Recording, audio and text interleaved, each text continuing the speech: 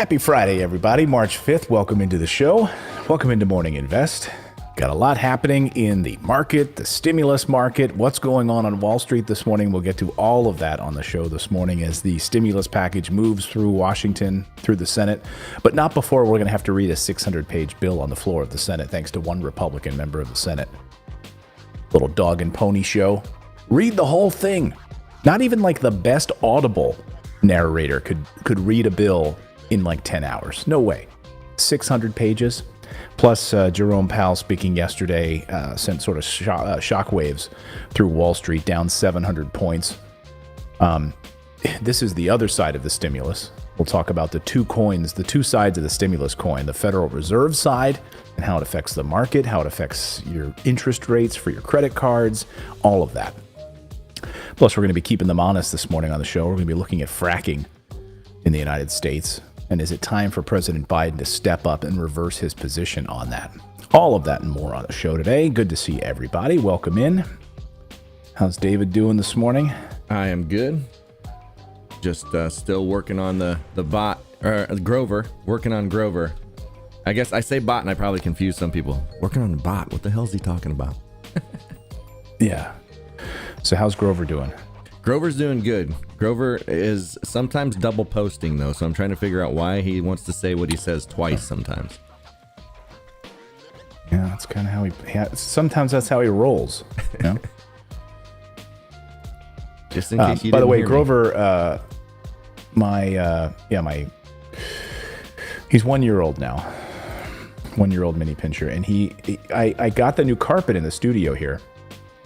So now he's like, okay, he's kind of checking it out. He's like, sorry about the vertigo here. He's like, okay, I think I like this. I think I like this. I'm going to hang out here. Just got to make sure that this is not sus. How did your slippers end up underneath the rug? You know, it's funny. Those aren't even slippers. Those are Allbirds, like slip-on shoes. I bought those. I had them for a while, and then now they've become like my go-to, like sort of dog walking shoes. Because I don't have to, I hate, like, there's no Velcro, there's no shoelaces. I can just throw those things on and I'm off to the races. Run right out in the yard and take them out for a little spin. All right. Boy, we got a lot of news today. It's going to be a crazy weekend. Do you have any good plans this weekend? I am just kicking back and relaxing, and then I think Sunday I'm going to clean out the garage if it's sunny. Oh, yeah. Spring cleaning. Yeah, I want to do that on a day that's not too nice to be out doing something else, but a day that's not, you know, I just want kind of an in-between day where it's like it's really sunny, but it's not quite warm enough to go do something else. Yeah. Yeah, I'm gonna work more on the studio as much as I can. I've got some sound panels I'm gonna put up, dialing that in. I've got boxes like crazy around here. I've got to clean up and take care of. So we're just getting settled in.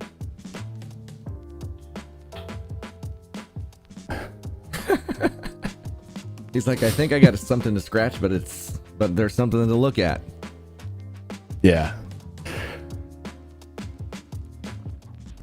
We're going to start. This is our little pre-show. So how many new viewers do we have here this morning? Let us know if you are new to the show. We do the show Monday through Friday, 9 a.m. Eastern time. We've been doing this now over a year. For those of you that are new, I spent 20 years as a journalist, as a news anchor, covering politics, covering business, and retired from the news industry in 2017 so that I could focus on my own network. So I don't have to answer any corporate billionaires telling me what to say and do on a show. I can cover the stories that I think are important, the progressive stories that I think are important. By the way, yes, I just got our new shirt is out. Our Socialist State Morning Invest. You can go to our merch. A bunch of you have got the shirts and were sending me photos of you wearing the shirts. You can do that. Send us your photos if you pick something up. I'd love to see it. What about you? What are your plans for the weekend? You know, every day that we can get through another box, clean stuff out, is progress. So we're down to maybe about 10 boxes left, and they're like wardrobe boxes, like they're coats and things like that. And so because we just moved and we were unpacking and getting the studio set up, so that's what I'm going to spend the weekend doing. Is still going to move in that direction. I hate moving. Yeah, I still have. But the stuff studio, out I can't wait. It's so much better, man. Yeah, I still have stuff out in the garage from when we moved. Going on 8 months ago. Yeah.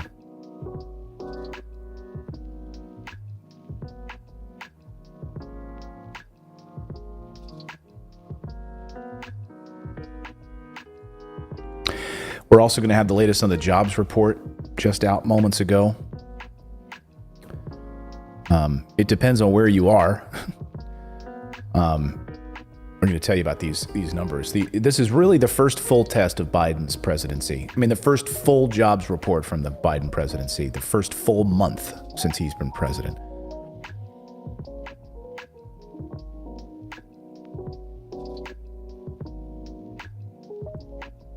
And, just looking through some of these numbers right now, they are not good for state and local governments. Like, if we ever needed another example of why we need to have stimulus money going to state and local governments, these jobs numbers that are just out are not good. It's funny, like certain parts of the economy end up doing well, others not so much. State and local.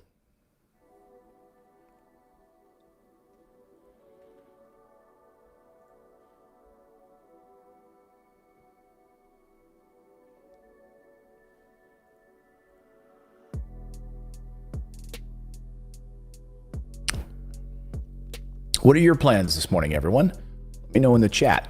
By the way, get your super chats in now. We had a great super chat session, which we do at the end of the show, answering your questions on anything, the stimulus, the economy, investing. One thing I'm watching today is if all Republicans band together, if Republicans come together on this stimulus package today and they bring one or two Democrats with them, like if they're able to get Kristen Sinema from Arizona or Joe Manchin, if they're able to sway one big piece of this debate, could be the $400 stimulus unemployment benefits dropping down to $300. They could, if Republicans are able to get a win on this today in this debate, that could really significantly alter this stimulus package. So we'll keep an eye on that.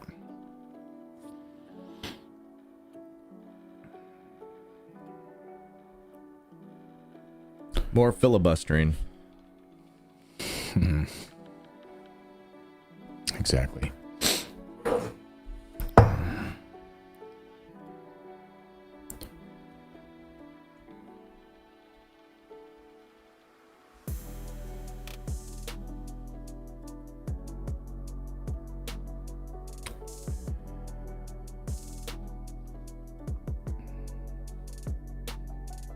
Karen McNabb, thank you. I'm sure Jennifer appreciates that.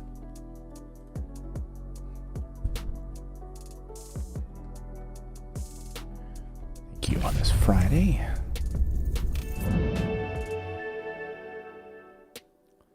Welcome to the show. It's Friday, March 5th. Welcome to Morning Invest, the only morning business news show that's not run by corporate billionaires. And we focus on you, not Wall Street. And we've got both sides of the coin today. We got a little Wall Street news and a little you news on the stimulus front. Kind of affects both sides of this. So if you want to support independent journalism and support our show, you can do so for free just by subscribing. Yeah, that's all you got to do. Just subscribe. We do this show Monday through Friday at 9 a.m. Eastern time. We also have a daily morning newsletter that we publish, which is totally free. And so many of you are so kind about your responses to the newsletter. I really appreciate it. If you go to morninginvest.com, morninginvest.com is the website, and just put in your email address. You'll be added to our list. You'll get a welcome email address where we need to confirm you. So it's not a spam process. We want to make sure that you're a real person.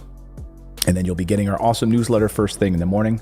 If you're new to the list, you'll get your new newsletter on Monday morning. On today's show, Democrats make some big changes to the stimulus bill, both good and bad. We're going to be looking at the very latest stimulus news, and if Republicans manage to pull a few of these Democrats away from the party, it could alter things in a negative way. We'll look at that.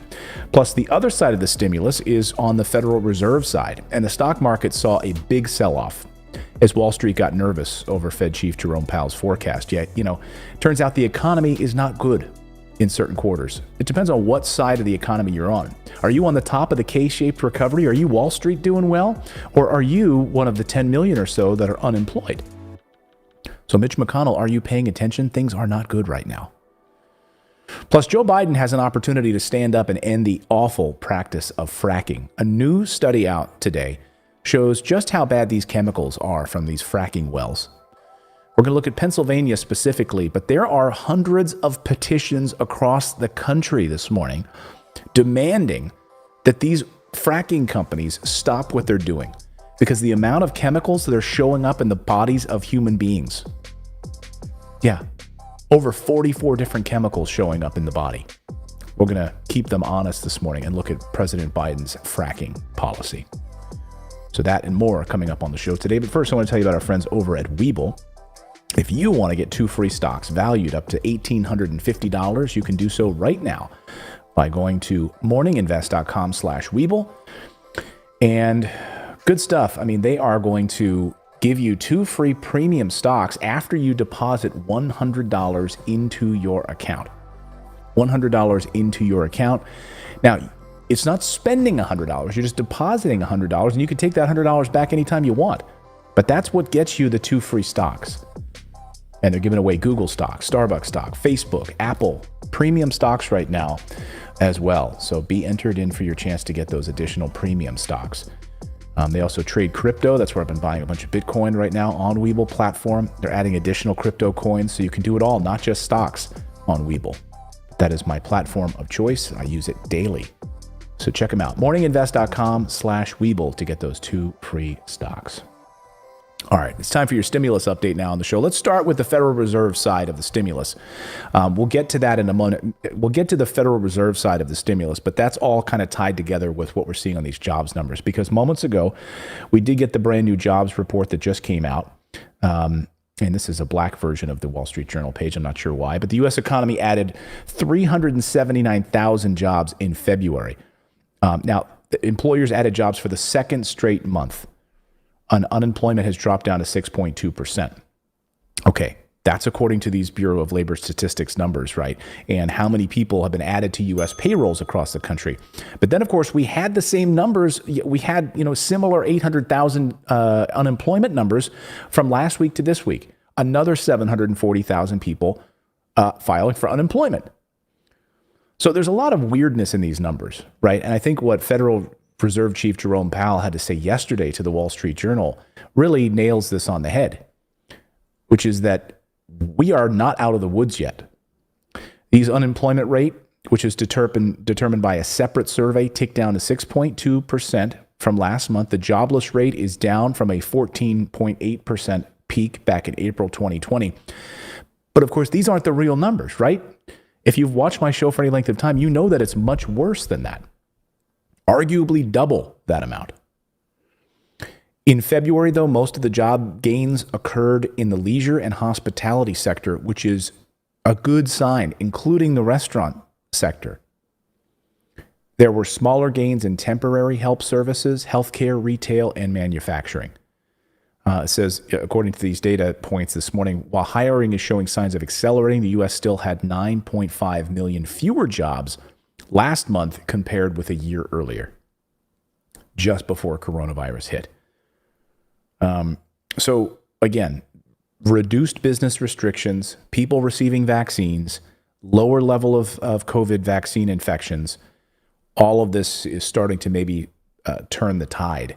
However, we're still seeing a huge amount of Americans unemployed, and we still also see a huge number of people being added to the unemployment rolls week after week after week. 745,000 last week. So we're excited about 393,000 or 379,000. Seems a little bit out of whack, doesn't it? One area I do want to call your attention to, and senior economic correspondent for the New York Times, Neil Irwin, said these are brutal numbers, especially on state and local government employment numbers. especially education. 39,000 state government jobs have dropped. Down 39,000 jobs. 32,000 of those are in the education sector. 44,000 local government, and 37 of those are in education. So education, like we don't. Again, this comes back to the idea of funding, putting stimulus in place for state and local governments. So you want to argue against state and local? This is a direct relation. This is a direct correlation between that, between the pandemic and job loss, specifically hitting the areas that are going to matter most to our economy, the education sector. So, it's interesting. You can look at the Wall Street Journal headlines and say, "Wow, this is good news. This is Biden's first jobs report." But then, if you dive into these numbers, like Neil Irwin has, basically the people who suffered a temporary job loss are coming back to work at a rapid clip, and permanent job losses are unchanged. So permanent job losses, gone. They're not coming back, according to this new data. Temporary workers who were working at the hospital, working in hospitality, those are trickling back. Permanent job loss, permanent. And brutal numbers at state and local governments. So again, what depends on which mainstream media you're focusing on this morning. You can watch CNN. They're going to say, this is great news for President Biden. It's his first month. And look, he's already doing what Trump couldn't do, right? You're going to see that on CNN. Fox is going to point out that, well, we still have a long way to go. This is not good. And Trump had already put a number of things in place, which you're now starting to see hit for Biden. But underneath all of that is the truth, which is that state and local governments hammered hard, and temporary jobs coming back, permanent job loss, though, staying steady, permanently out of work. How many of you watching right now permanently lost your job? Let me know. Or how many of you have been recalled to work? I'd love to hear from you in the chat below. All right, let's talk stimulus stuff. And we're going to start with that Federal Reserve side of the stimulus, because yesterday the rich folks on Wall Street were looking for some good news from Fed Chief Jerome Powell, and they didn't get it. He said, today, we're still a long way from our goals of maximum employment and inflation averaging 2% over time. All eyes, though, were on this 10-year Treasury note yesterday because it rose above 1.55% after Powell's interview yesterday with the Wall Street Journal. That's at its highest level since before the pandemic. It was up almost a point, or almost 10% from earlier in the morning. Now, why is this so important? Remember, this 10-year Treasury note is the benchmark. It's the standard by which everything that we care about, car loans to credit card interest rates to mortgages, all of it tied to this note. If that goes up, trouble. The average rate on a 30-year fixed rate mortgage has risen above 3% for the first time since July. And guess what? So now the housing market's starting to show signs of weakness, because guess what? People aren't as quick to jump on those higher interest rate mortgages, and also to do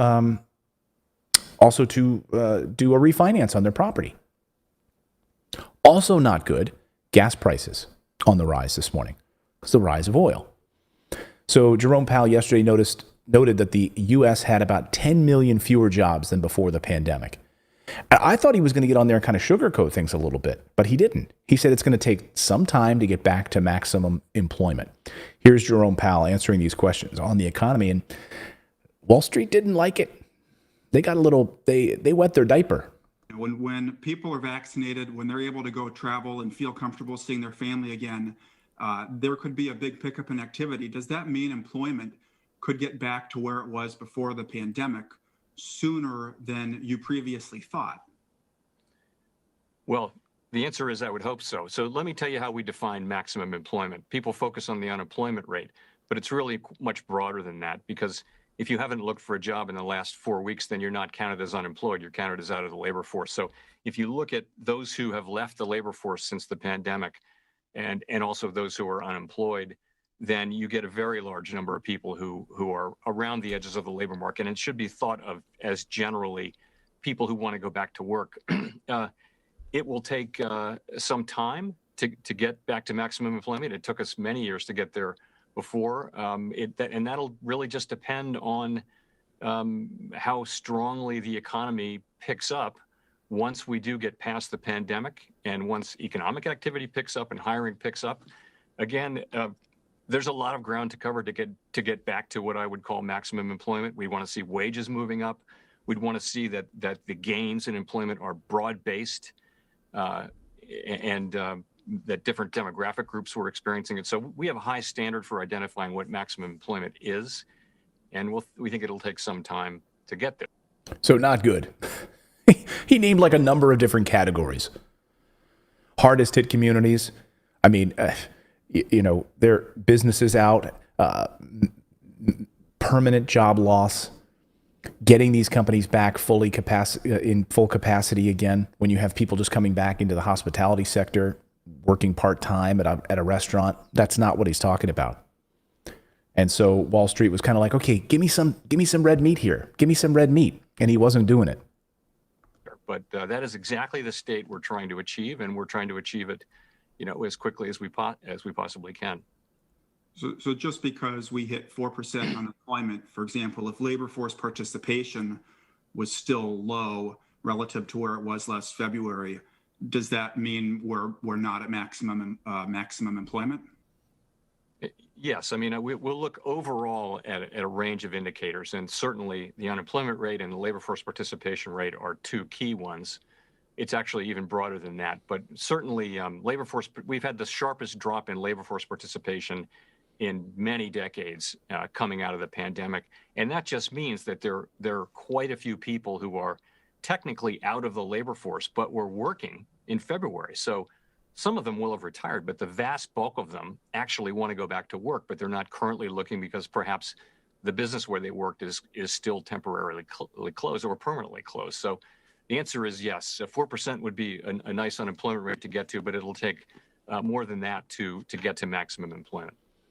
Someone in the chat, actually, let me see here. Carol Anderson in our chat says he makes it sound like the people left the workforce by choice, so they don't count. That's bull. Yeah, I mean, look, no one left. No one wanted to lose their job during a pandemic when their business closed. Exactly. And so, but the problem is that those numbers are not. It's hard to find these people. The problem is when these people aren't included in those numbers because they aren't actively trying to get unemployment assistance or having that weekly phone call with the unemployment office, et cetera, then they're left out of this whole system. And that's what he's talking about, is that these numbers, we might get excited about a 6.2% unemployment rate, but it's a fake number. And good for him for pointing that out. He talked about that about a month ago, and I was surprised that the Federal Reserve wasn't sugarcoating it. But, these numbers are way worse than we appear, that show up in the Wall Street Journal or New York Times. They're worse than this. Do you think we could get there this year? Full unemployment. He said, do you think we could get to full unemployment this year? Watch his answer. No, I think that's highly unlikely. And that, my friends, is just one of the pieces that sent Wall Street spiraling yesterday. I mean, he didn't mince words. He also said last week that he doesn't see the Fed lifting its benchmark Fed's fund rate from near zero until 3 conditions have been met. He mentioned 3 conditions. He said a broad range of statistics indicate that the labor market is at maximum strength, nowhere near that inflation has hit its 2% target, not there, and forecasters expect inflation to remain at that level or higher. So we have a long way to go. And look, there could be a big stock market. People are saying it could be a crash. It could be a collapse. You might want to say it could be a correction. At this point, all I care about is where your money is. So if you've got your money in a 401k and you are tied to this stock market, I'd be concerned. As you know, I'm not a fan of the paper assets. And so to have your money tied to this volatile stock market right now, or tied to this, tied to inflation, tied to the US dollar, unless you are a day trader who's watching the millisecond by millisecond trades, I'd be very concerned. So please be careful with your 401k right now. Listen to Kathy Wood. She's really become like a rock star with her portfolio management skills. I mean, up like 500%. This year, she expects to be up another 20%. She sees a big correction coming. I agree with you, Scott. There will be a valuation reset. There will be fear, I'm sure, and we will use it to our benefit, concentrating our portfolio to our highest conviction names. But I think longer term, especially given the powerful growth trajectories that the 5 innovation platforms around which we revolve all of our research, that those trajectories are so powerful that these multiples, that these companies are going to grow into their multiples a lot faster than most investors are now expecting. She seems trouble on the horizon and a stock market correction. So when you have Kathy Wood saying that's coming,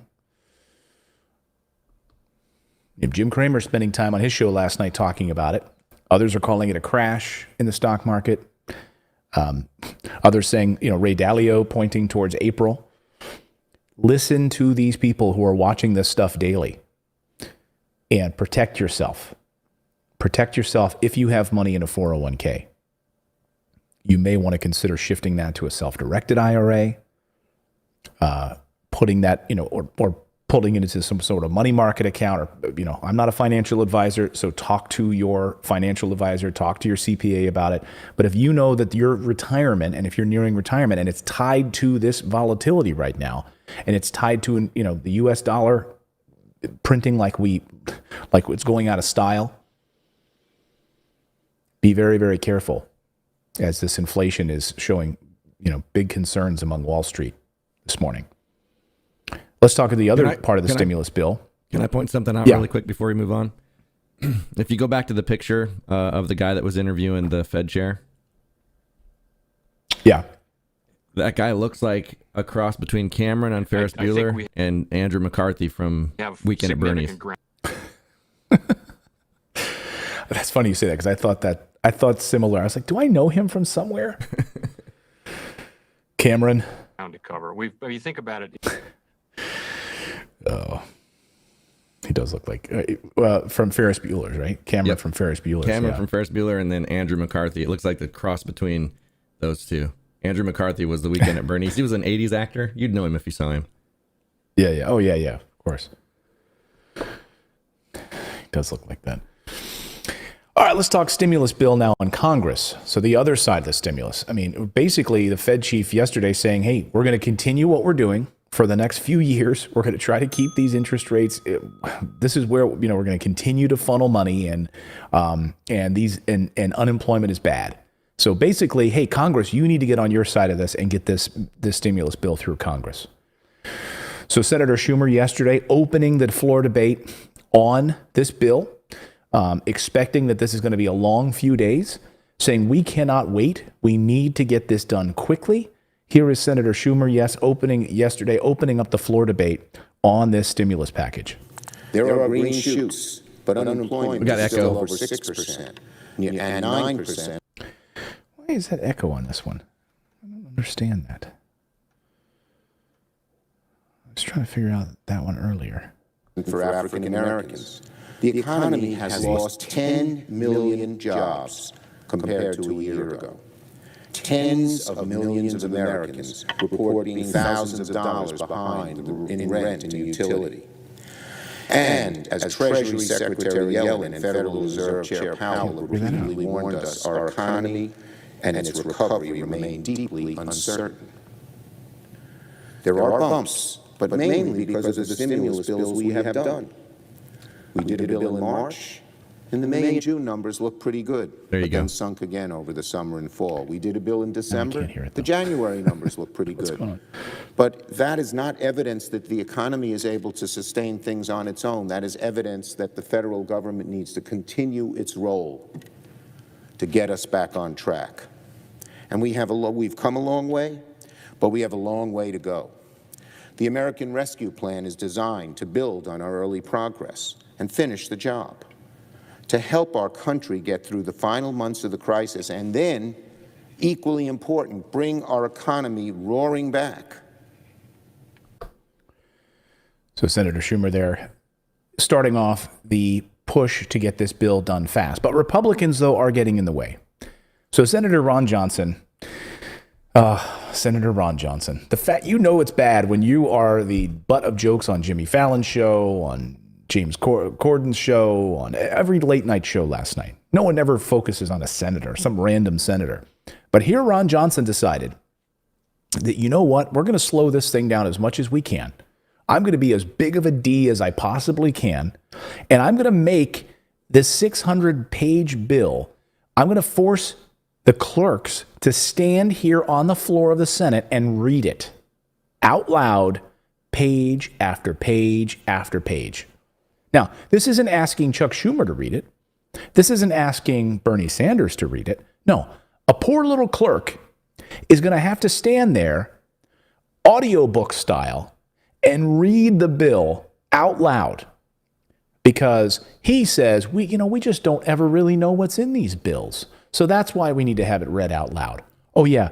Did you really do the same thing when you crammed through your defense budget? The tens of, give me a break. I would actually vote for that. Like, if they would, I don't think they should do it now because this stuff needs to get out. I mean, where they're just filibustering us again even more. But I think what you could do is you could make whoever proposed the legislation in a bill, they had to read their section. Yeah. And then there we would know. So one particular member of Congress would have to get up in front of everyone and say, okay, on page 5 of this bill is a new bridge that we're building in Susquehanna, Pennsylvania. And that particular Pennsylvania representative would have to read the fact that they put this pork project in there. And then I'd be all for that. That would come up and say, on page 27, we want to be able to portray Smokey the Bear with a cigarette in his mouth. All right. Yeah, we're going after Asian carp. And then that video could be used as a campaign ad against that person. Ron Johnson voted for Asian carp protections in the Smoky Mountains, whatever, I agree with you on that. But to have some poor clerk right now, and you know what you're doing, you already know what's in the bill because you've been negotiating on it. You've had it now for 2 weeks. So you know what's in it. You've been looking at it. It's not a surprise. But he's doing it just to be a D. Well, the thing is, and he's going to have some clerk. If it doesn't inconvenience them, they're not going to change anything. Like if there was a way we could make them have to read their section and inconvenience them, I guarantee they would start taking that stuff out because they'd be like, it's not really worth the $25,000 you just gave to my super PAC. I'm not going to stand there and read this. It's going to be political suicide for me. Yeah. William Marshall in our chat says, can you imagine Mitch McConnell reading this bill? It would take a week. Oh my God. I think it would take a month. There's a provision in here to do that like that. Oh, that would be the most painful thing in the world. Could you imagine Mitch McConnell reading an audiobook? Oh my God. It'd put you to sleep. Anyway, here's Ron Johnson showing his justification for it. 10 hours or so. And by the way, I feel bad for the clerks that are going to have to read it. No, you don't. It's just important. So often we rush these massive bills that are hundreds, if not thousands of pages long. You don't have time. Nobody has time to read them. Yeah. So often we do that. So often we as Republicans ram these huge 1,000-page bills through that no one's read. But today, because it's the Democrats, and by the way, people are hurting, I want to slow up the process as much as possible. Because guess what? Their unemployment runs out on March 14th. So we are at a deadline. So the only reason he's doing this, by the way, make no mistake about it, the only reason Ron Johnson is doing this is because he's running for re-election. And he wants to show the people of Wisconsin that he is anti-Biden. He is anti-government spending. He was against Trump's $2,000 checks. Like he stood up, he was against Trump's $2,000. He said, we can't afford it. So he, make no mistake about it, the entire reason he's doing that is for donor money from his Republican donors because he's running for re-election. That is it. End of story, case closed. If you are a person from Wisconsin, will you vote for Ron Johnson? I'm telling you. Here he is trying to hold up this bill. I'm telling you, like I mentioned earlier this week, they go to this long table and they decide who's going to be the bad guy. And they all sat there and they're like, look, Ron, you've not been in the public eye. You're kind of like a no-name. You're up for re-election. This could be a win for you. We're going to have you hold this up by making people read the bill. Okay. To me, yeah, you're probably right about. I really believe it's like the WWE. You know, it's like Vince McMahon behind the scenes. He's like, okay, we got the Royal Rumble coming up. We got WrestleMania coming up. Who can we throw under the bus? Who's going to lose the title? Okay, Ron, you're going to be the heel. Okay, you're going to be the bad guy in this situation. Okay, you're going to come out and you're going to smash me over the head with a chair. Okay, and then The Rock is going to come in and he's going to knock you out. You know, you're going to lose the title. Okay, that's what's going to happen. It's like they have their whole planning meeting behind the scenes. Yeah, Joe Manchin, it's going to be about 3-4 weeks. You're going to be in there. You're going to be the bad guy, but it's okay. Ron, you're next. And then let's see, after Ron, we've got Mitch. You're going to go out there again because you're one of the big players. It just seems so coordinated. It's just... It is, absolutely. Adam L. says, I got friends in Wisconsin. They all agree, and they're speaking, and they're spreading the word about him. Good. Spread the word about him. Get him out. So the stimulus checks are inching along. No thanks to Ron Johnson, because he wants that entire 600-page bill to be read aloud on the Senate floor. Mitch McConnell, of course, also speaking out about this. He is hoping to try to get some Republicans or some Democrats on board to try to also stop this. If he does that, if he's successful in that, what could happen is an alteration of the bill. Altering the bill from $400 per week in unemployment benefits down to $300 in unemployment benefits. Some of the changes, though, that we saw overnight in the bill that are now permanent, well, at least until it goes to the House. A big change, of course, is the new lower threshold on the checks. So now for those people at the $75,000 range, that's going to be the cap for individual filers that has now been dropped from where it came out of the House. That is now permanently a part of this legislation. We'll see if it goes back to the House and the House changes it. I doubt it. But another big piece of this, though, last night, the Democrats added a provision into this bill that changed it overnight, which now would make the student loan forgiveness piece of this bill not count as income. That's huge. So whatever ends up coming out of this, whether it's $10,000, $50,000, we're not sure, but whatever student loan forgiveness piece finalizes itself in this bill or crystallizes itself in the next few days, you will not have to pay that back or treat that as income on your taxes. It's a big deal. But there's plenty of Republican opposition to this. Senator Marsha Blackburn also came out and said that we're spending too much money on this. This is too high of a cost for the American people. We can't spend this kind of money right now because the economy is roaring back. Clayton. And now is just not the time. Clayton, you keep saying the word Republican. The Republicans don't matter right now. The Democrats have control. Once the Democrats have control, there's not going to be any resistance. You know that. So I don't know why you keep saying that the Republicans are holding this up. Well, that's the line they'd like to have us believe. Or at the very least, you know, if Democrats actually had a strong backbone in this and they acted like they ran the show. I mean, think about the Trump administration. Think about Trump and McConnell. Did they give a rat's behind what Democrats cared or wanted to do? No. They just steamrolled through a tax plan, through the reconciliation process. They didn't give a rat's behind about Democrats. So will Democrats bow? Will Joe Manchin? Will Kristen Sinema? Will any other moderate Democrat join Republicans in forcing the hand of Democrats to change the unemployment benefits from $400 down to $300? That's what I'm keeping my eye on. So, you know, that's a big piece of this. Like, if you think about it, the whole narrative that the Democratic Party put out when they were running was especially in Georgia, get all of the Democrats in so that we have control, so that we don't have to worry about Republicans, and get the $2,000 checks out the door immediately. That's what they ran on. The whole campaign thing was about doing better than Trump. And now they're not doing better than Trump, and they have control, and it still doesn't matter. Right, and they're doing worse than Trump. So when Trump wants $2,000 for stimulus checks, and we're pretending that the $600 that already went out was the first deposit on that? No. What you promised was $2,000 stimulus. The $600 was Trump's $600 stimulus. Where's the Democrat $2,000 stimulus?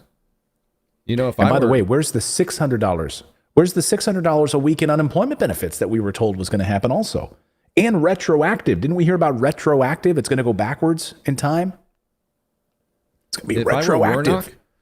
I would be out there on a campaign like going against this big time. If I were one of those guys that promised that and then it didn't happen because they didn't know, they thought maybe it was going to happen themselves. If I were them, I'd be out there going against this big time because that's political suicide for them. Yeah, Raphael Warnock and John Ossoff, who said, if we get you elect us, checks will be out the door next week. $2,000 stimulus checks will be out the door next week. How'd that work out?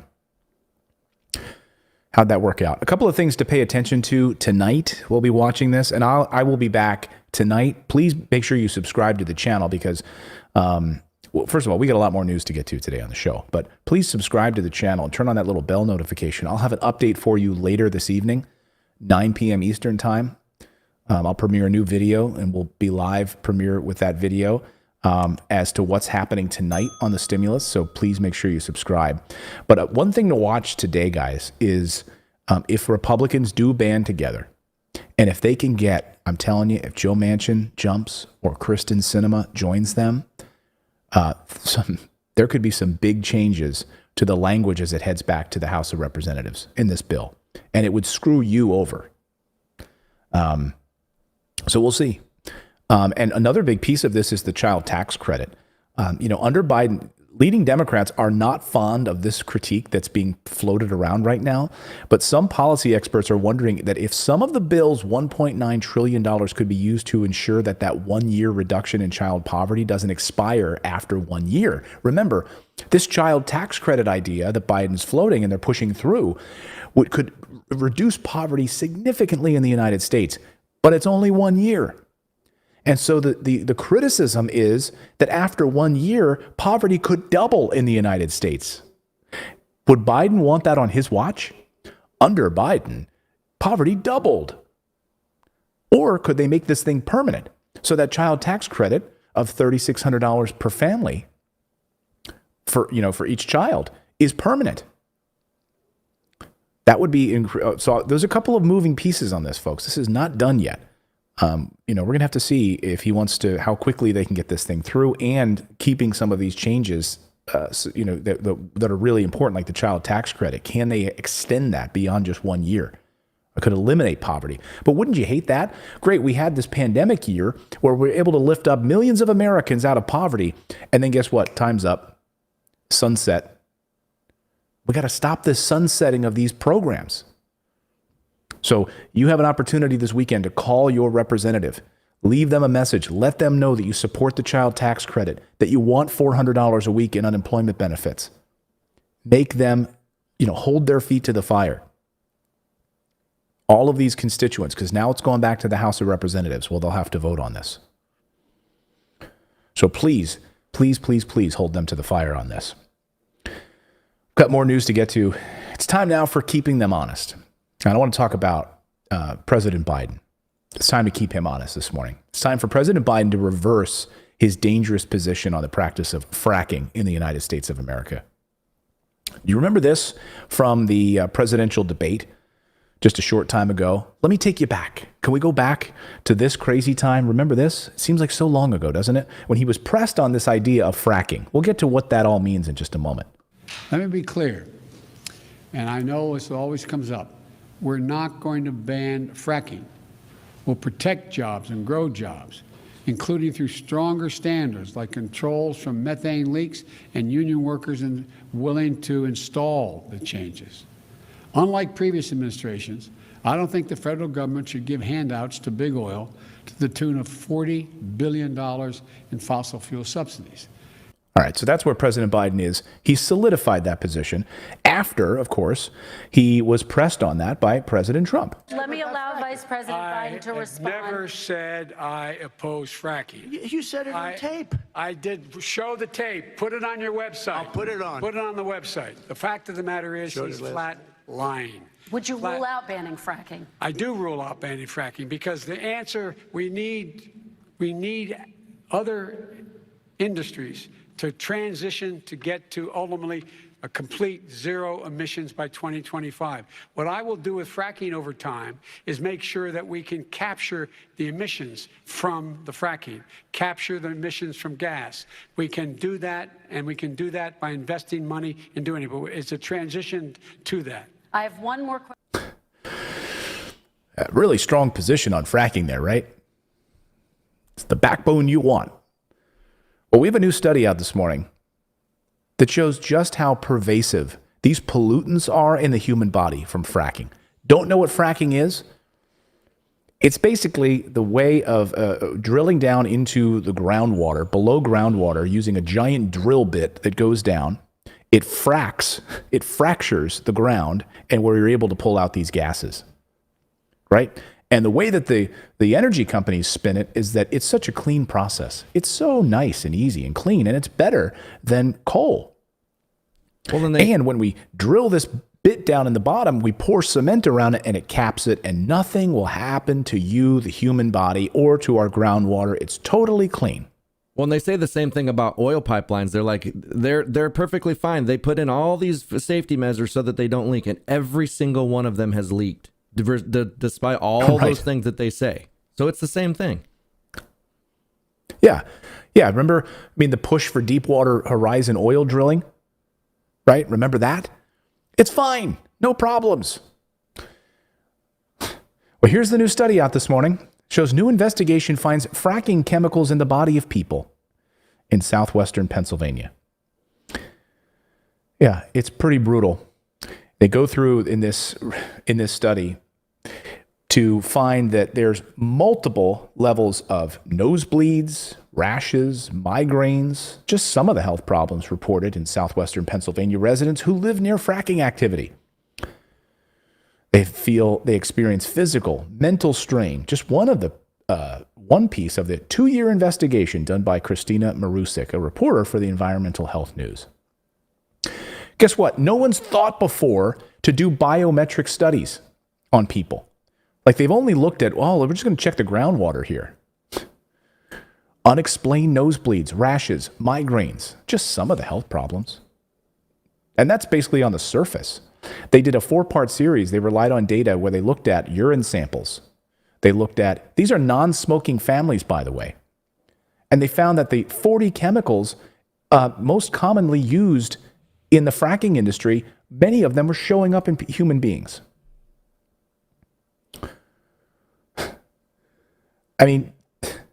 No one's thought to go and check to see if these chemicals are actually going into human beings. They're just checking the water. They've checked mostly in the urine samples. The most compelling findings, they say, were in the urine samples. We found evidence of some harmful chemicals in the air samples, but the worst was in the water samples. We didn't find anything that was off the charts compared to the available regulatory thresholds. They found in 40 different chemicals.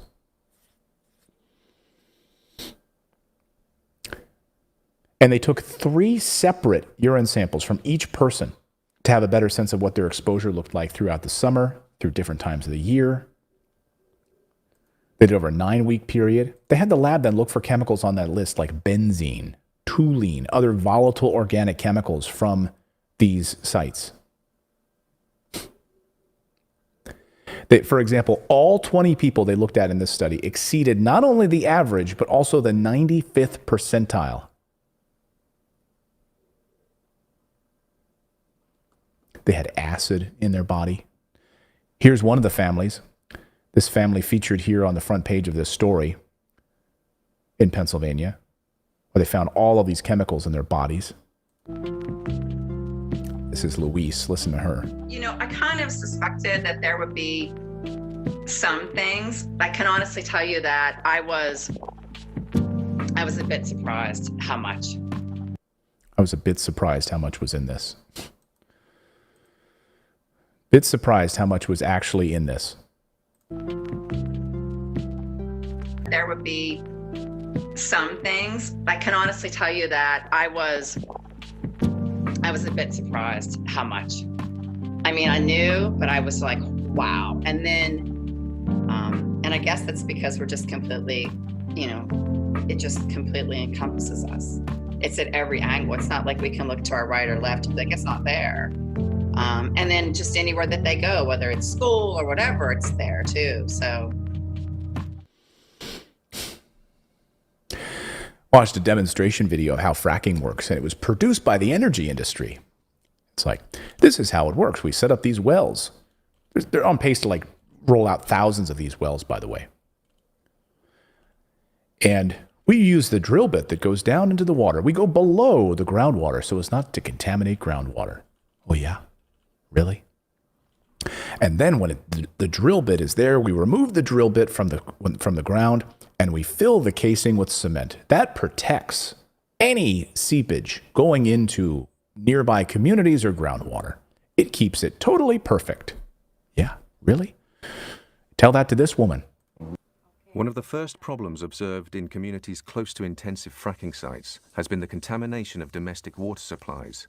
The ecologist spoke to families who have been unable to drink water from the tap since the gas companies started fracking on land close to their homes. And I didn't tell Ronnie anything about it until probably a couple of days later because it got worse. I thought maybe this will go away. I don't know what it is, but it didn't. And I said to him, I said, you know, we have a problem with our water. Water is a commodity. You might not think it is when you have it and it's good, but when you lose it, it's gone. You'll never get it back. Like we would take a glass of water out of the tap and it would have like an oil base on the top. You could smell it. It would smell like diesel fuel or some kind of oil thing. You know, I used to go to my sink and get a glass of water. I can't do that anymore. I have to put lotion on my hands 3 times a day from using the wiring. Even wash my dishes or wash my clothes or anything. Look at this guy. He's got the water from his tap that he's in his backyard. He can light it on fire. It's filled with that much. He just lights it on fire. Oh, and that's fine. So these companies tell you, there's no problem here. Nothing to see here. Ignore it. Don't worry about it. Morning piece this morning in the Morning Call newspaper. Your view. Biden should stick to his pledge not to ban fracking in Pennsylvania. From an environmental standpoint, utilizing natural gas from fracking means fewer emissions of air pollutants and carbon dioxide than its coal counterpart. New data from the U.S. Energy Information Administration shows that 33% decline in emissions.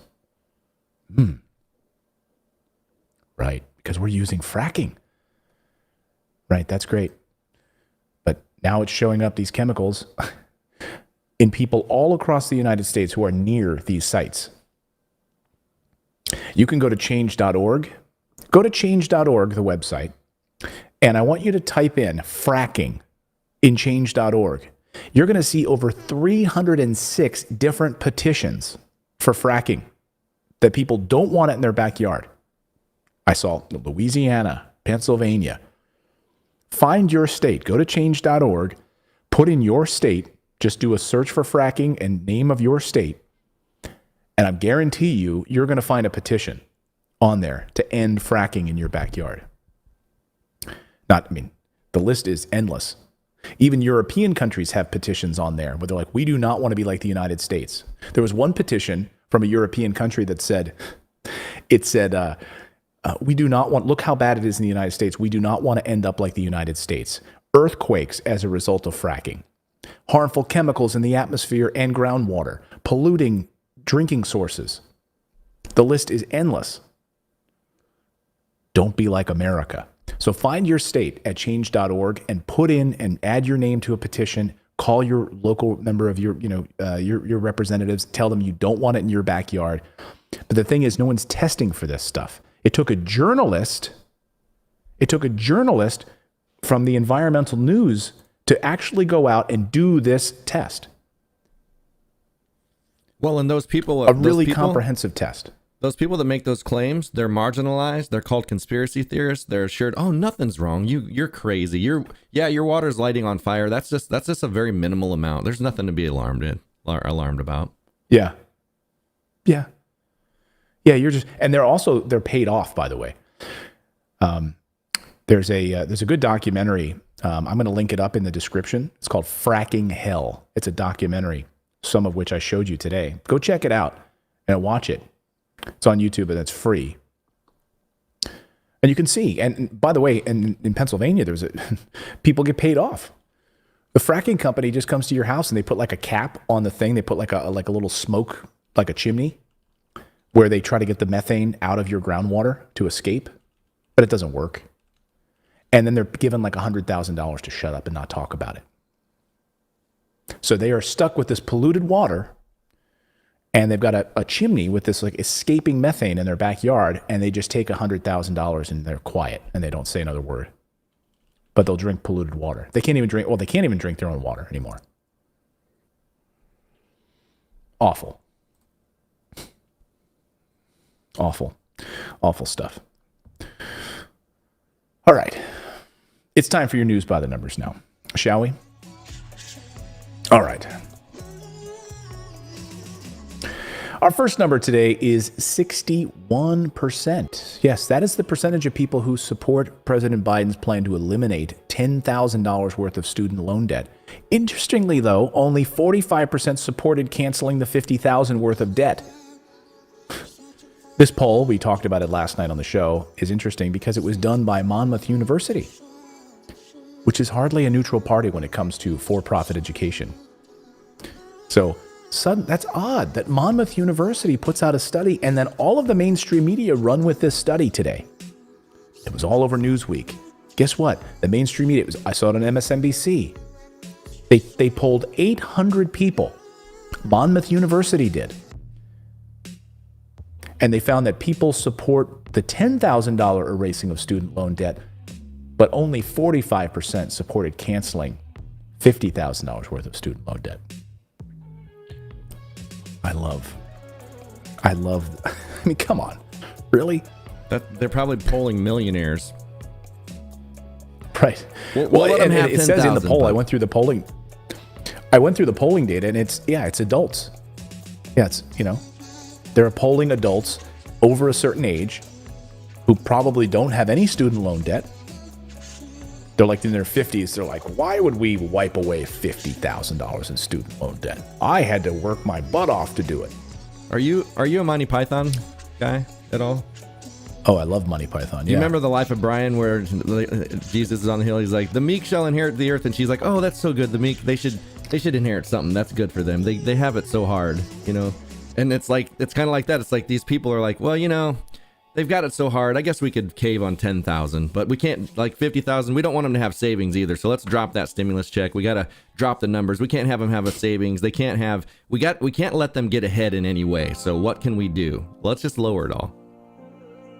Right. Let's just pay lip service to it. I mean, that's how they keep you in this cycle. They don't want you to be wealthy. It would undermine their entire business model.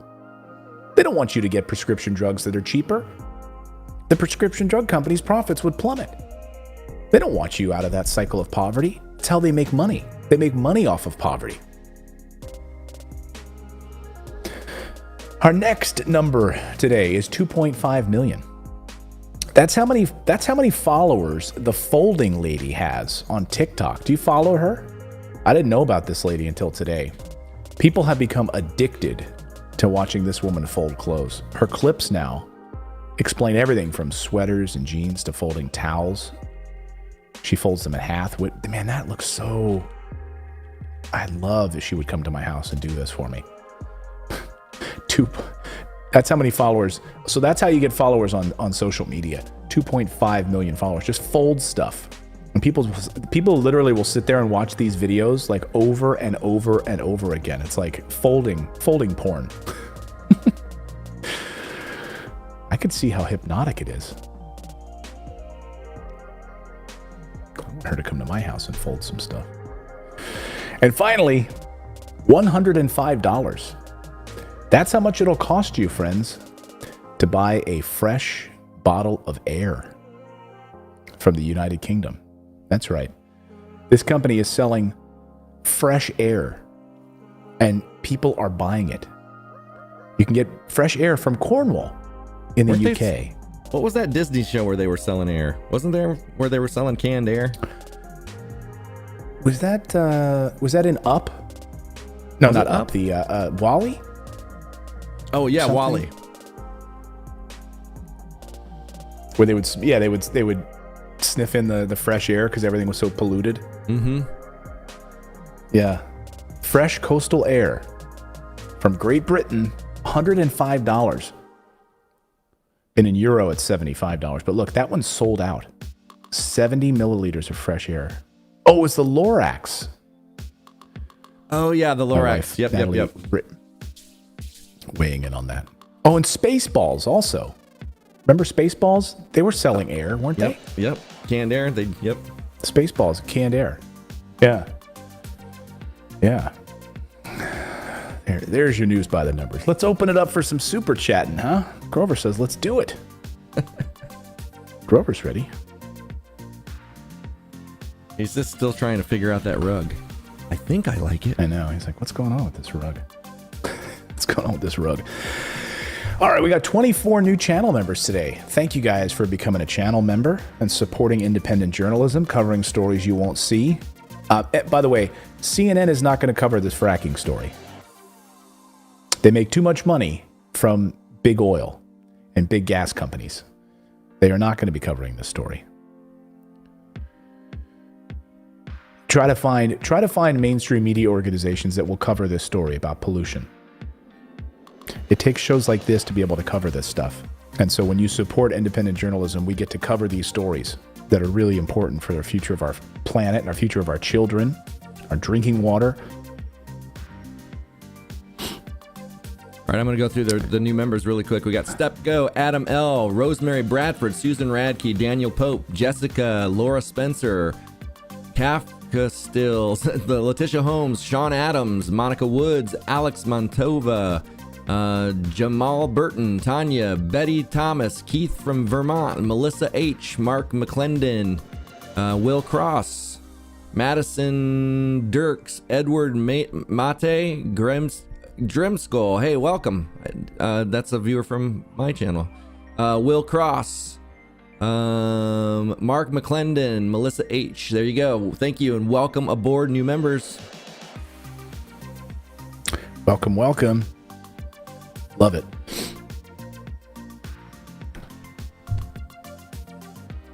The voice of David. Thanks to the upwards of 12,000 of you or so that watched today. I really appreciate it. So let's dive into some super chats now.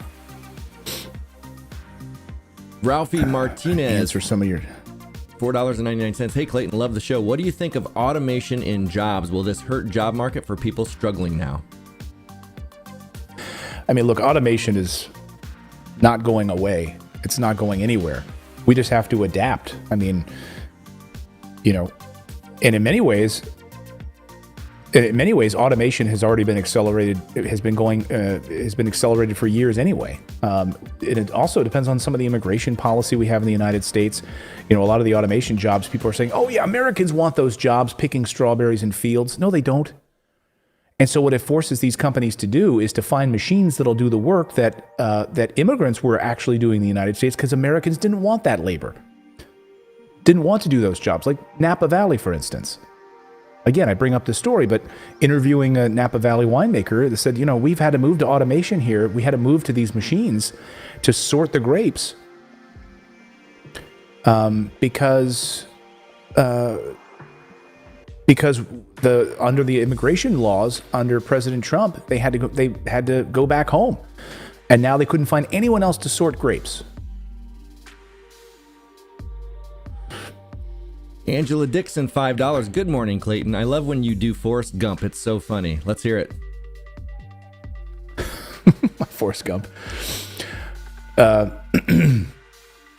Those look like comfortable shoes. I bet if I remember real hard, I could remember my first pair of shoes.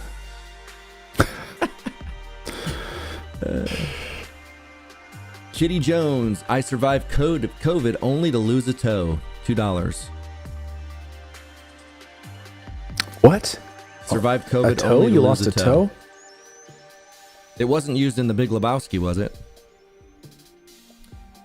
Man, that would stink. Like to have to go through. It's like people go through. It's like you got your worst hardship, the worst thing you could go through in your life. You lose your job, the government's not helping you, and then you lose a toe. Yeah. Amy Williams, $4.99. Joe Manchin needs to be called out about his small business and hotel in West Virginia and the real reason he doesn't want to raise the minimum wage. Evelyn Monroe, $5. Yeah, that's a good point. So, I mean, he owns partial in a La Quinta in West Virginia, and so he pays them $8 an hour. Imagine that. So, you don't want to raise wages on those people in West Virginia. They're doing just fine. Really? HC with the $2.99 says, me, I don't know what that was responding to, but thank you. Shirley Lopez with $5. Terry LaRock with $5. Should we use our 401k to buy a house outright? Terry, you asked that yesterday, I believe, and he answered, but if you want to kind of touch on it again, Clayton. Yeah. I would not look. I would use your 401k and I would seriously pay. First of all, I'm not a fan of the 401k at all. Okay. I'm not a financial advisor, so seek your own advice on your own personal finances. But I got rid of my 401k a number of years ago. Couldn't wait to get it out of the stock market. Okay. And all of the hidden fees that you're paying in that vehicle. And I moved it into a self-directed IRA, fully self-directed IRA, which allowed me to invest in real estate, gold, anything, Bitcoin, etc. I am not a fan of using all of your money to buy a property you live in. I mean, if you can use other people's money, bank money, interest rates are so stinking low. If you want to use a portion of that money as a down payment, perhaps, but I would use definitely other people's money, banks' money. It's essentially free money right now. The interest rates, near 0%. Why would you put all of your money into a non-performing asset like your home? A home you live in is not a performing asset. Rochelle Condon, $4.99. Yes, I lost my job in September and still has not been able to find a job because my child is learning from home. Wow, what a situation that would be. Jason Aubrey, $4.99. Yeah. My wife lost her job as an ER nurse. She has since gotten a new job in home health care. Well, that's good. I couldn't imagine having to find a job right now. Yeah, no. Crystal R, $5. I wish they would stop taxes for unemployment. How am I supposed to pay without a job? Stop taxes for unemployment. How am I supposed to pay without a job? Exactly. It would be nice, Crystal. Anna Gug, $4.99. I'm one of those people that is not included in the numbers. Brooke Jones, $1. Thank you. Go ahead. I'm curious, in what way, Anna? Is it because you lost your job, or you've like your job is gone, collapsed, and now you can't look like that business is gone? So what do? And therefore, you're outside of those numbers. Exactly. Craig Davenport, $2. Did you ever move back to America? Hey, Coming to America just came out, part 2 yesterday. Oh, yes. I got to watch that, by the way. Yes. No. The answer is no. No intention of that. Beverly Frank, $5. Clayton, do you live on the East Coast of the U.S.? No, I don't anymore. No, we moved from the East Coast of the United States. We still have our place in Pennsylvania. So I guess up in the mountains of Pennsylvania, but that's not the East Coast of the not New Jersey where we used to live.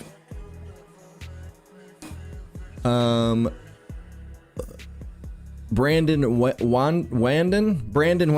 Nice. 2 $1 super chats. Thank you. Carolyn Wheeler, $5. Okay, so they read it. Will they still have time to pass it? And about 1,000 question marks. Well, they have not read it yet. I mean, Ron Johnson is going to have them read it on the floor.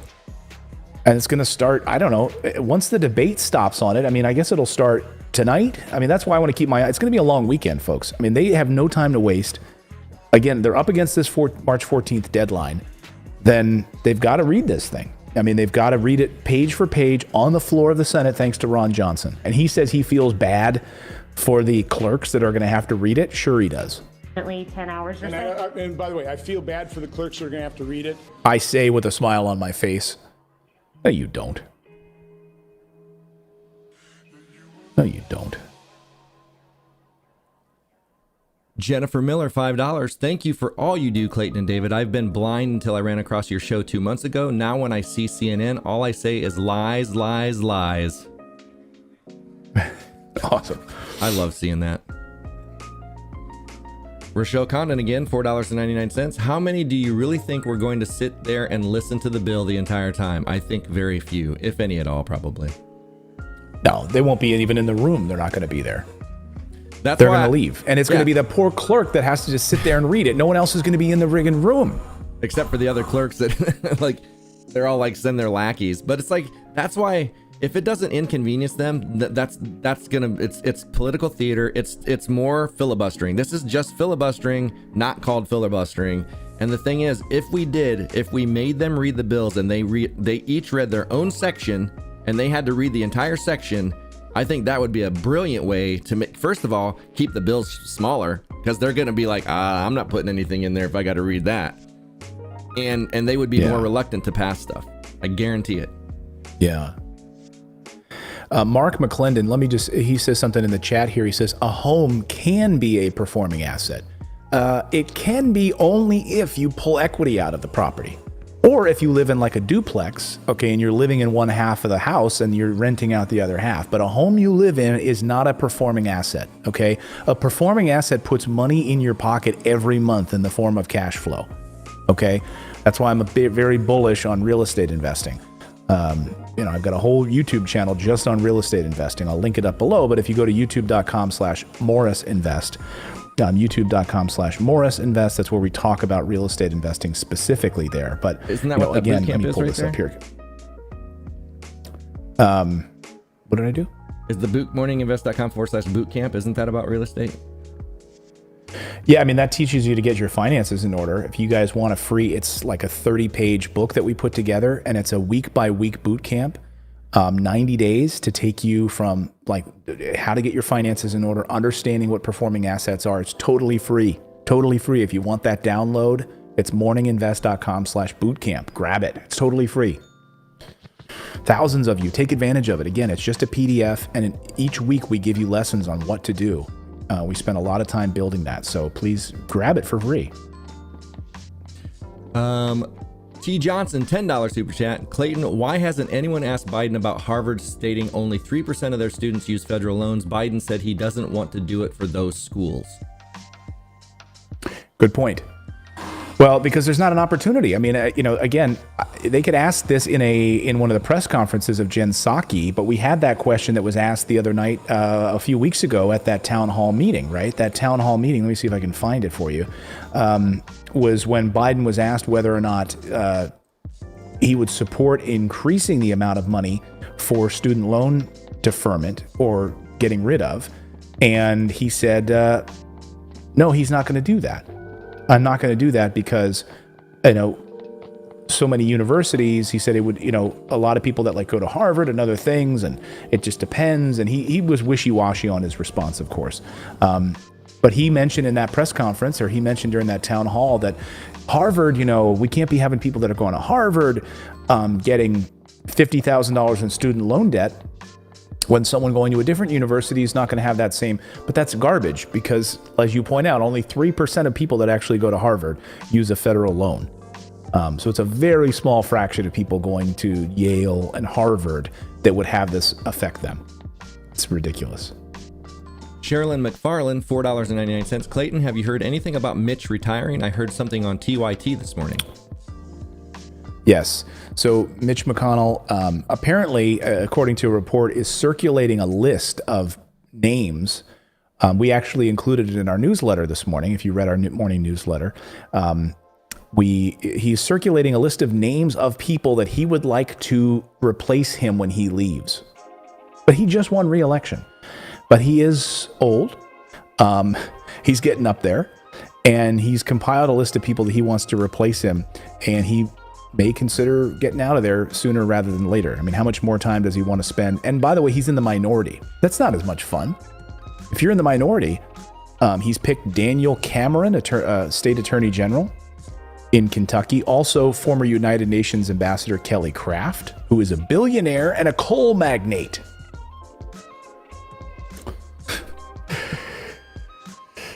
Darshell, whose billionaire coal magnate husband is a major McConnell donor.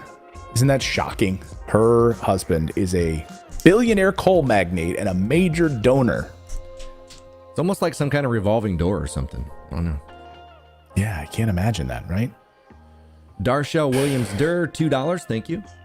Brooke Jones, The Clerks, $5. The Clerks started reading the bill yesterday. I listened for a few hours. I heard nothing crazy. Everything is related to CV and the economy. Oh, that's right. Okay, so they did start last night. I don't know when they're going to finish. Let me see if we have an update. They probably just started up again this morning.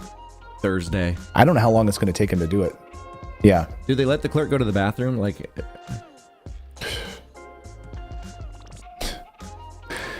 so cruel. It is cruel. Shannon Doherty from what was that show? 90210.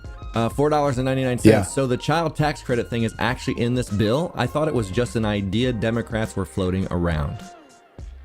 No, it's in the bill. And it would last for a year. The point I'm trying to make is they should try to include it so that it's goes beyond the year, because you're going to see this poverty level go down significantly among children in the United States with this. But then what happens when it expires in a year? Goes back up again. Raimundo Jimenez III, $5. Definitely not a Trump person, but those who thought Biden would make things better, shame on you. You know, it's kind of like, at what point are we actually going to realize that they never, tell me, Clayton, the last time that a candidate delivered on their promises. Tell me the last time that actually happened. You think did Carter deliver on his? Was it him? Like, how far back do we go? Are we going to Kennedy? How far back?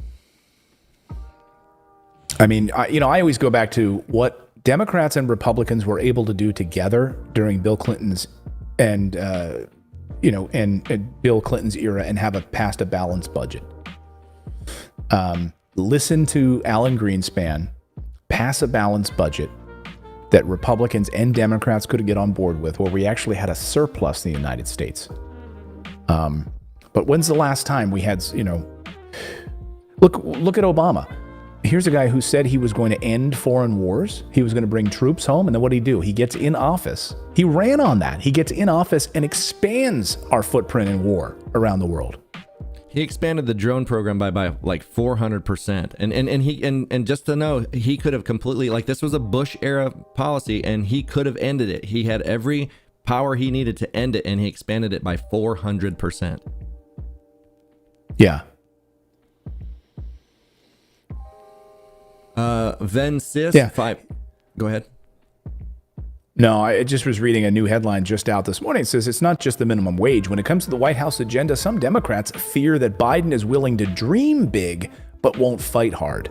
That's so he'll talk big, and then when push comes to shove, minimum wage, fracking, and ending foreign wars. No, I'll dream big and talk big, but I'm not going to actually act big. Somebody just said Biden hasn't been in office for 2 months. Calm down. If we've already seen what we're going to get after 2 months, he's setting a very bad precedent. Right. We have an opportunity, right? We have an opportunity right now for President Biden to stand up and push for $15 an hour minimum wage. Use his political capital, having just won an election, and a Democrat-controlled Senate, push for $15 minimum wage. He backed off. He's not going to stand up to the Senate parliamentarian. Yes, there are some green shoots. There are some good signs. He's standing up for workers. He's pushing for strong unions in the United States. A great statement from him earlier this week. I praised him on that.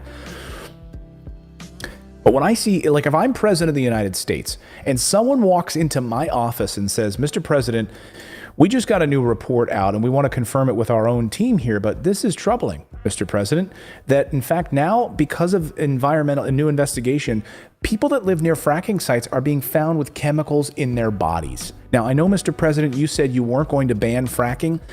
Is it time for you to reconsider your position on this? I would say yes.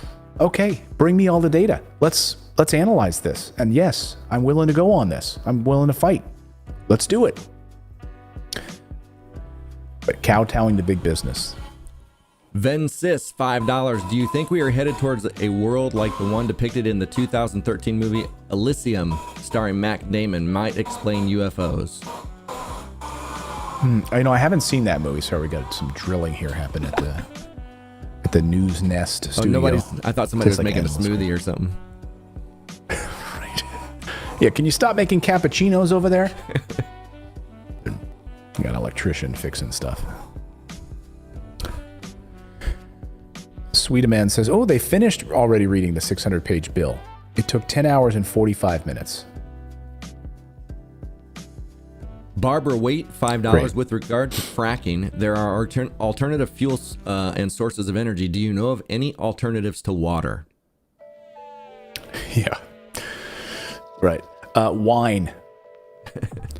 So, since we can't drink water anymore because it's all fracked up, let's just start drinking wine.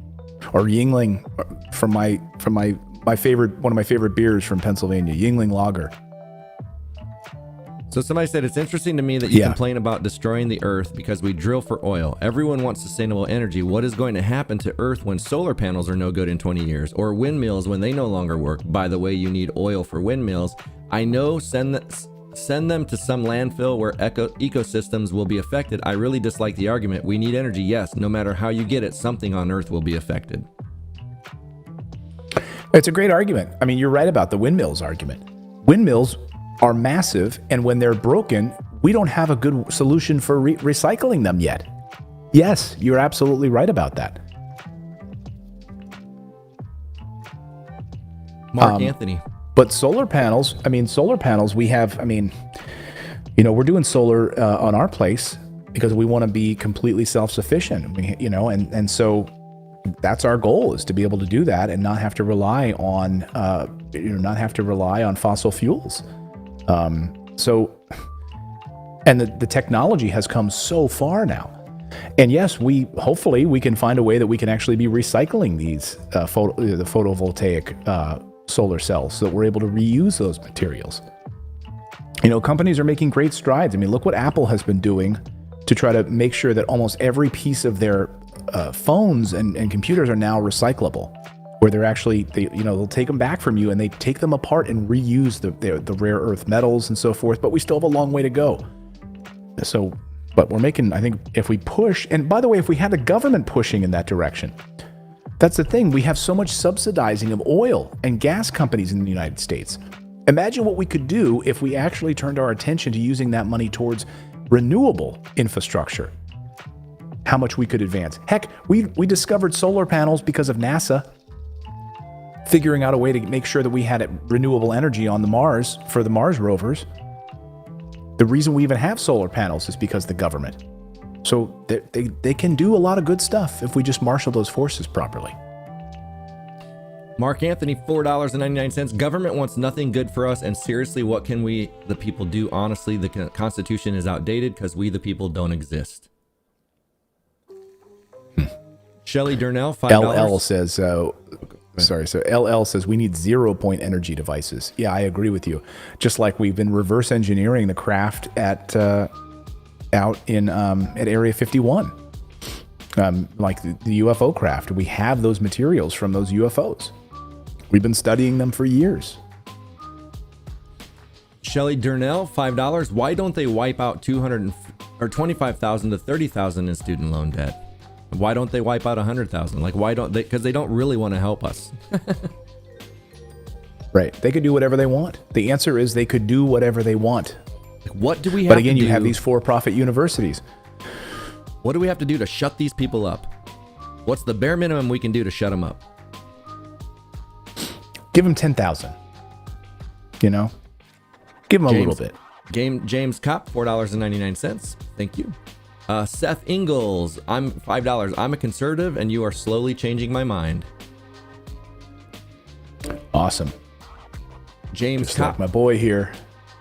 Yeah, let me move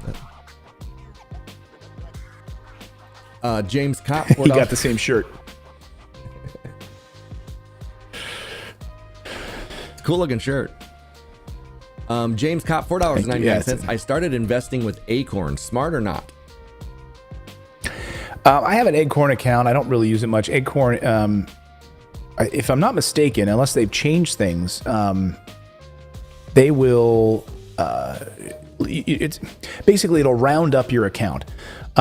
So if you've got money, let's say you've got spare change. Let's say you go to the store and you buy something, a candy bar for $1.99. What'll happen is it'll round it up so that penny goes into your Acorn account, basically saves that money for you. And so it's kind of like you forget you even have it, but it keeps like accruing, and you can get a debit card, a Visa card, and so forth. I haven't used it in a long time. I think, you should check out Webull. I would definitely get 2 free stocks, try it, go to Webull, morninginvest.com/Webull, get 2 free stocks and start investing in some crypto. Start learning how to start investing in some of those altcoins out there and make some real fantastic money. Check that out. But yeah, Acorns is a good way to keep track of that spare change, I guess, and it's a good little savings account. I don't know, I haven't used it in years. I have an account, but I haven't checked in on it in a while. $2 from Nicole Johnson, thank you. $2 from Sharon Taylor with the number 2. She just put 2 in there, thank you. Kitty Jones, $5. It was the secondary thing along with COVID, a horrid infection. That's that lost the toe. Secondary thing along with COVID. And that's sorry to hear that.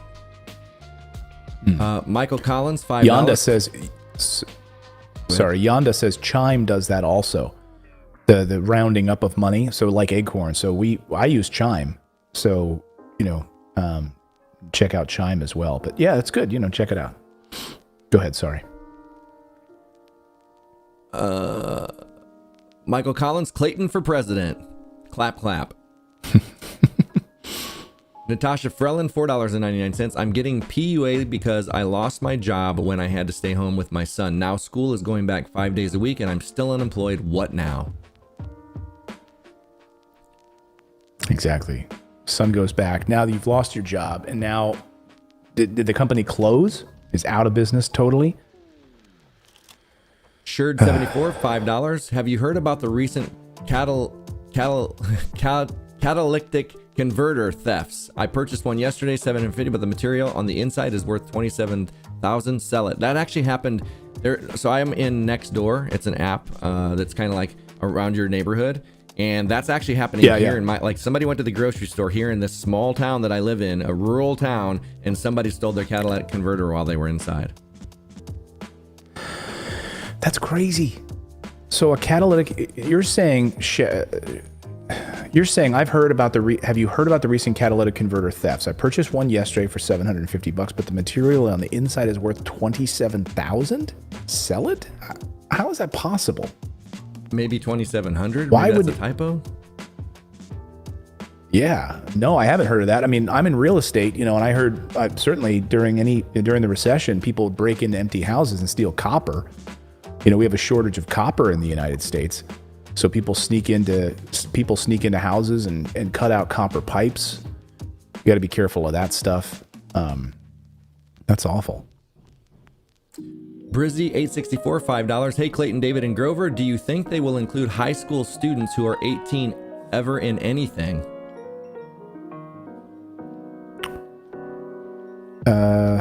I mean, it's not like high school students cost money, they don't eat or anything. They don't eat much. Right. Yeah. No, it's like the whole minimum wage argument that, that all these guys are making. Lindsey Graham and others are saying, they're like, come on, these low paying jobs at McDonald's and so forth, they're getting $7.25 an hour. They're in high school. They don't need money. Okay. Seth Ingalls, $10. I want to be with a party, a conservative progressive party. Katie O'Brien, $5. Conservative progressive. Mm-hmm. Yeah. They must pass before the 13th, so everyone that lost their job on March 14th, the start of 2 weeks to slow the spread, don't completely lose unemployment. Yeah, exactly. Yeah, that's why they're up against this deadline of March 14th. It's a big deal. Sharon Taylor, $5. When are we going to get our raise in SSA check like President Biden said that we were going to get if he became president?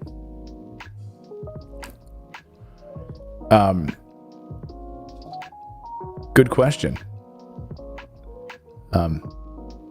It should have been March. I think, if I'm not mistaken, March was supposed to be the time when that was supposed to change, or if it's tied into the COVID bill. But I think it was standalone, if I'm not mistaken. Nicolette Konis, $5. Public service announcement. Job seekers can easily earn money as a substitute teacher. Schools are screaming for help. Yeah. Did you see the story I featured this morning where I talked about the amount of job loss at the education level? So when we look at these jobs numbers, I mean, buried in this data is that state and local governments on the education sector have been destroyed. So yeah, if you have a skill, if you know how to teach history or something, you're great at math, they could use substitute teachers. Nicole Damon, $5. Government don't care. I had COVID and now negative. I still feel daily the strain it has on my body, the cough, the headaches, the pain, but government says we're okay. That's awful. Sorry to hear that. Yeah, we still don't know the lingering effects. They're still trying to figure out this brain fog issue. Let me know in the chat. Have you been experiencing this? They think they're getting closer to figuring out why, but there's people who've gotten COVID there's like a fogginess in their brain. Have you experienced that? I'd love to hear if you have. It's awful. Madison Dykes, $5. Both my husband and I are military, and with tax deferred in 2020, we owe $1,500 on our taxes. I feel like tax deferral was a terrible thing to do. Yeah. I agree with you. Also, I think the furloughing, the mortgage furloughs are also a problem. I think, all you're doing is you're kicking the can down the street. And that tax deferment that was an opportunity from some of those companies. I said here on the show, I don't know what company is going to want to do that, because now you're going to say, we're going to give you the taxes now, like you'll have extra in your paycheck now, but then in the spring, now you're going to pay double back. So you're going to get hit in the spring and feel like in the new year, and you're going to feel like, oh my God, now my check is way less than I need it to be right now. So I thought it was a stupid idea under the Trump administration, the executive order. I thought it was a joke. Michael Willis, $5. I got laid off. Oh, go ahead. Oh, I didn't say anything. Oh, I got laid off in December, was making $872 a week, now doing Uber, barely making $100 a week, worried about taxes or losing my truck. Awful. Yeah, and you might not even show up in the data either because you're doing part-time, contract work. So when we look at people who are on the fringes of the unemployment, that's exactly what Jerome Powell was talking about. It's these people on the fringes of the unemployment that aren't being accounted for, and that's why this data is so much worse. That's why this unemployment data is so much worse. Sherd74, new member, and Kowaleski, new member. Welcome. We got David Ulmer as a new member. And Brian Santa. Beverly Frank, $5. If you don't live in the States, then should you be so critical if you left? I mean, no disrespect. Hell yeah. What does it have to do with anything? Yeah, you're still a citizen. Yeah, I pay my taxes. Yeah, I think it's funny that people think that if you don't live in a country, look at all the people that cover Canadian politics and stuff here in the U.S. Like even Kyle Kulinski and people like that, they'll cover Canadian politics sometimes. It's just, it doesn't matter where you live. Yeah. No, look at Glenn Greenwald. Yeah. Swedeman, $62. Thank you. Cher Marie, $5. I often say talk big game, shoot little rabbits. Aw, shoot little rabbits. Paul Fiesel, welcome to the membership. Swedeman, $5. Clayton, they finished reading the 600-page bill. Oh, you already read that one. Yeah. Kathy Burke, $5. Someone keeps saying they finished reading the bill overnight. Yes, they did. Yeah. Jody Nicholson, $10. Thank you. Mark McClendon, $5. If they have made all of these cuts to the stimulus, then why does it still cost $1.9 trillion? Have they add things we don't hear about? Well, we don't know the final price tag yet. That's the bottom line. So, they've kept that framework, and I think within that 1.9 trillion, they're shifting priorities. They're saying, okay, if we're going to remove $400 per week in unemployment and drop it down to $300, well, then guess what we'll do? We will make that child tax credit permanent, so that it's not just 1 year. So there's like a lot of horse trading going on within that $1.9 trillion framework. We don't know what the final number will be, though. It could end up being 2.1. Susan Walker, member, welcome. Katie O'Brien, $2. Watch the movie trailer for Songbird. COVID-23. Nikki Grossman, $5. COVID-23. Yingling is some of the best beer. I love the Hershey they had out. Okay. Ooh, I haven't tried the Hershey. I love a Hershey beer. Yingling had Hershey beer. Wow. Well, they have a dark beer. I love Yingling. It's one of my favorites. But and it's still one of the only beer companies in the United States that's actually a U.S. beer company. Like all of the other beer companies that people think are from the United States are not. They were sold to InBev in like South Africa or something. So like Budweiser is not an American beer anymore. Well, Yingling is such an American word if I've ever heard one. Yingling. Well, it's the last name of Dick Yingling. It's the Yingling family. It goes back to the 1700s, actually. So the family, it's still owned by the family, the Yingling family. I will say, though, if Hershey put out a chocolate stout, that'd probably be pretty damn good. Yeah, I'd like to try that. Claire Slanley, member, welcome. Joseph Lorenzo, new member. Talking Tax, $5. Clayton, I know I should know this answer, but I haven't found evidence of it. Is the 2020 returns being extended for this full year's filing? The 2020 returns being tax extended for this year's filing? I think they were extended to July 15th. It's now it's been the same as it was last year. So the 2020 returns went up to July 15th, 2020. If you're talking about 2021, because you said 2020, so that's why I was a little confused on what you. They have until June 15th, if I'm not mistaken. It's all the way to July. It's till June 15th this year.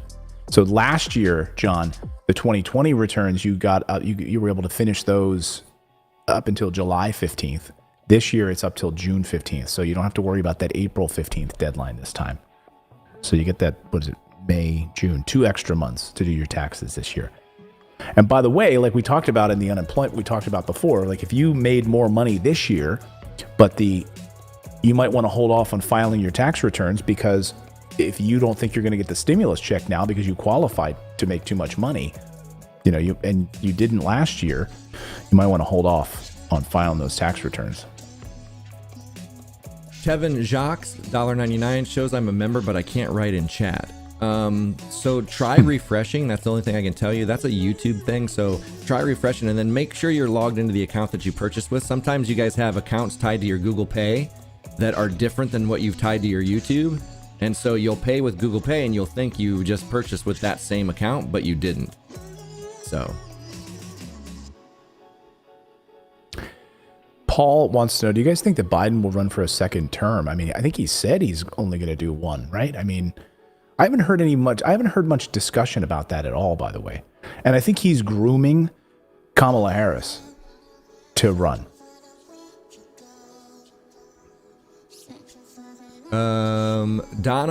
Darshell Williams-Durr, $2. Donna Wellman, catalytic converters contain platinum. I did not know that. Ah, interesting. Seth Ingalls, $5. This is where you are changing my mind. The minimum wage should be $15. These companies make billions and we get crumbs. It's pathetic. Yeah. Barbara Bouton, new member. Nikki Bouchard, new member. Carla Vorel, new member. It's Tech, new member. Welcome. Alicia M. Brain fog is terrible. I've had it for years, but mine is from gluten. I am celiac. I feel bad for people who end up in brain fog. And then one last question. Independent thinker, $10. Yeah, I'm concerned about families, but I have no family unemployed, worked 50 hours a week for 3 years and can't now with my heart condition, and we're going to get cut for what? Not working hard enough. And then Melissa Elston Millard, a new member. Thank you. And that's it. Thank you for all of your super chats. Thank you for all of your support, all of our new channel members today. Thank you guys so much. I really appreciate it. Someone said they sent me a picture of a rabbit. Kathy Burke says she sent me pictures of her rabbits. I'll see if I can find it. I'll ask Arshia, my assistant, if she can pull that up and put them in a folder, because we've got. Make sure you can send your pet photos. Remember? Yeah, make sure did she give her information to get into the Pets account? I'm not sure. Yeah, I gotta talk to her about that. So let me just make sure we, yeah. So I don't see any pet. I gotta look through and see if I have any rabbit photos in here. I don't see any rabbit photos. Grover would love to see some rabbit photos, though. Would.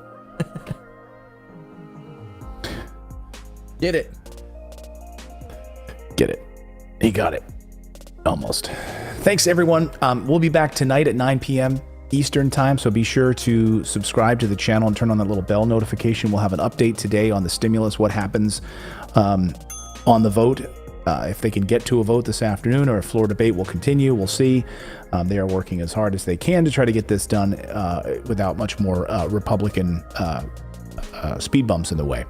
So thank you, everyone. I really appreciate you joining us. Much love to all of you. Have a wonderful afternoon, and we will see you back here tonight at 9 p.m. Eastern time. Take care, everyone.